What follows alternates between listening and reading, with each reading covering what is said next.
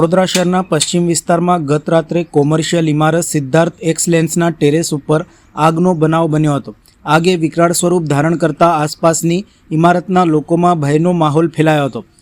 આ ઘટનાની જાણ થતાં જ વડોદરા ફાયર એન્ડ ઇમરજન્સી વિભાગની વાસના ટીમે ઘટના સ્થળે પહોંચી આગ ઉપર કાબૂ મેળવ્યો હતો।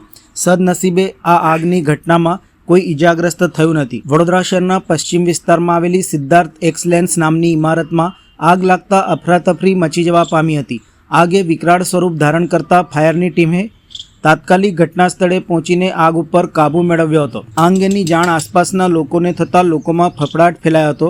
ફાયર વિભાગ, સ્થાનિક પોલીસ અને વીજ કર્મીઓની મદદથી આગ ઉપર સંપૂર્ણ કાબૂ મેળવવામાં આવ્યો હતો।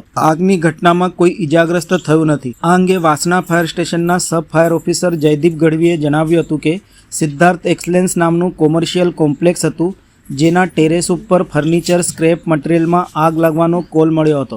અમે તાત્કાલિક પહોંચી બિલ્ડિંગમાં ઇક્વિવેશન શરૂ કર્યું હતું અને એક ટીમ આગ કંટ્રોલ કરવા લાગી હતી, જેથી કોઈ ઇન્જરી કે કોઈ અન્ય ઘટના બની નથી।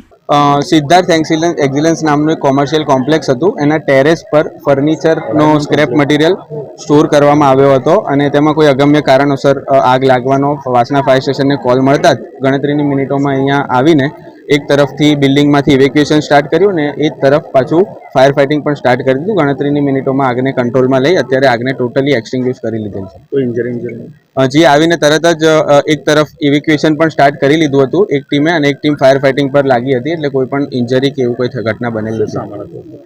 ફર્નિચર રિલેટેડ ચેર્સ અને ટેબલ્સ ને એ સ્ક્રેપ મટીરિયલ ઉપર રાખવામાં આવ્યું હતું। આગ લાગવાનું કારણ શું હોય શકે? પબ્લિક દ્વારા કહેવામાં આવ્યું છે કે ઉપર ટેરેસ પર કોઈ ફટાકડા ફોડી રહ્યું હતું અને એસીનું એક આઉટડોર યુનિટ પણ બર્નિંગ થયું છે, એટલે આવતીકાલે સવારે જાણવા મળશે કે કોઈ શોર્ટ સર્કિટ હતું કે પછી પબ્લિક દ્વારા ફટાકડાથી આગ લાગી।